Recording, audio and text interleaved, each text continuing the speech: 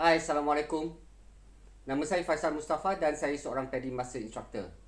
Dalam video ini, saya akan bincang dengan anda satu produk yang saya baru terima daripada Scuba Pro, sebuah dive komputer model ZI. Ia adalah satu produk yang unik, yang moden dan mesra alam. Tonton video ini sampai habis. Jangan lupa untuk subscribe, tekan like, tekan loceng, tinggalkan komen di bawah dan jumpa anda selepas ini.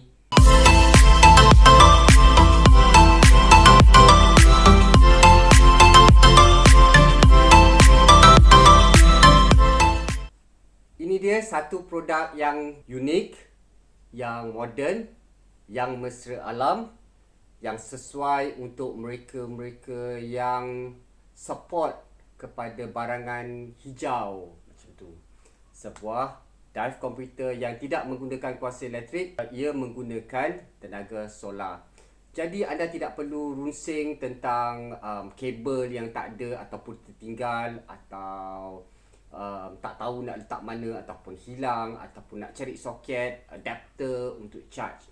Anda hanya perlu letakkan di bawah cahaya matahari atau di bawah lampu ataupun juga di bawah lampu fluoresan, dan ia akan memberitahu berapa tenaga baki yang ada dan memerlukan anda untuk charge dan pergi diving. Dia amat ringan, diperbuat daripada 413L stainless steel. Lepas tu ada plastik di bahagian bawah dan lightweight durable. Kita tengok berapa berat dia sebenarnya. Okey, ni alat pemberat saya. Kosong 0.1 kilo saja. Ringan. Okey, kita tengok dia punya tulisan besar dan bold, terutama sekali waktu. Dan dia ada macam format, dia menggunakan 12 ataupun 24 jam. Dan juga dia ada world time. Ada 50 bandar yang anda boleh lihat waktu dia dan set ke bawah. Katalah misalnya anda pergi ke Indonesia, Kalimantan dan mempunyai zon masa yang berbeza. So anda boleh letak waktu di Kalimantan di sebelah bawah dan waktu di Singapura di tempat kita. Dia juga mempunyai kompas. Kompas digital. Okay, kita boleh tengok kita punya direction. Saya lihat sepintas lalu tentang dive komputer ini. Dia tidak ada fungsi yang mana kita boleh setkan kita punya navigation. Kata misalnya kita nak pergi ke direction 330, kita tak boleh setkan direction kepada 330. Kita hanya berpandukan pergerakan direction kita. Jika misalnya kalau kita terlupa apa direction kita, itu akan jadi masalah lah. Kita stopwatch. Dia ada stopwatch. Stopwatch untuk spot-spot lain kita nak tengok. Mungkin stopwatch ni berguna untuk free diving. Dia nak gunakan nak berlatih tentang apnea, breathing, hold breath, dry, ataupun di masa kita buat hold breath underwater. Static kan.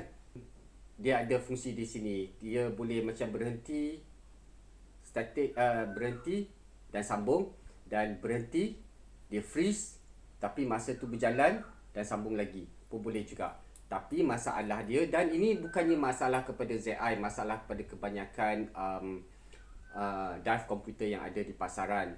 Dan sebagai instructor mungkin kita perlukan stopwatch dan dive mode pada satu masa yang serentak. So ini tidak memungkinkan untuk divecom yang jenis ni. So untuk sekiranya anda berada dalam dive mode, anda tak boleh melihat kepada stopwatch.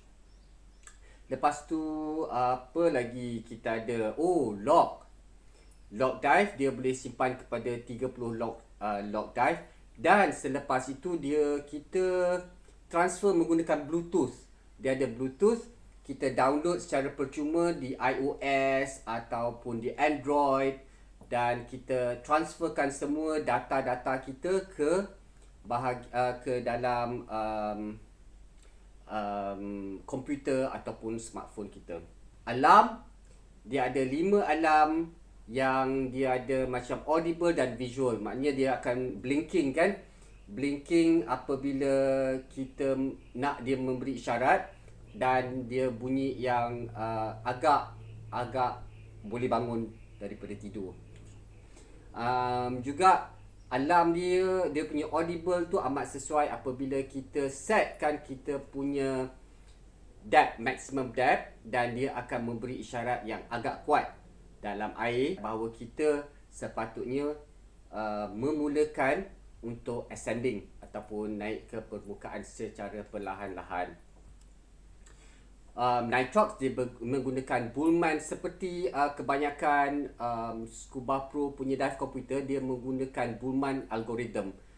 Bullman algorithm ni membolehkan kita set sehingga 100% kandungan oksigen, dan dive komputer ini boleh install sehingga 4 gas mixtures. So kita menggunakan 4 tangki, so 4 gas mixtures kita boleh letak dalam ni serentak. Solar, dia akan bagi tahukan berapa jangka hayat yang ada sebelum kita perlu letak di bawah cahaya matahari. So solar ni ada masalah apabila hujan, redup, mendung dan berada dalam tempat aircon yang tidak panas, dan sebelum kita pergi dive, dan itu menjadi satu masalah lah.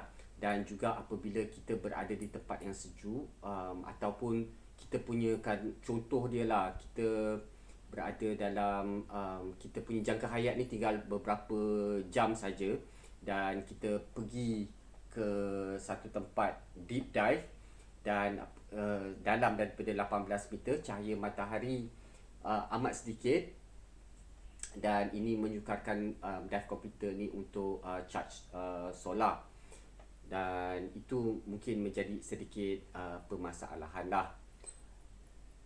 Okay, kita plan set Nitrox kita mudah sangat mudah. Saya ada tengok kepada tutorial untuk setting Nitrox untuk Scuba Pro Z1 ni. Dia dekat situ. Ini adalah keluaran Jepun. Jadi manual yang dilampirkan dalam kotak ZI ini adalah dalam tulisan Jepun. So anda perlu mencari diver manual dalam laman web scubapro.com. Dia menggunakan imperial dan matrix, itu bukan sebarang isu kerana kita memang menggunakan matrix. Namun begitu, saya melihat ada beberapa kelemahan selain daripada apa yang saya nyatakan.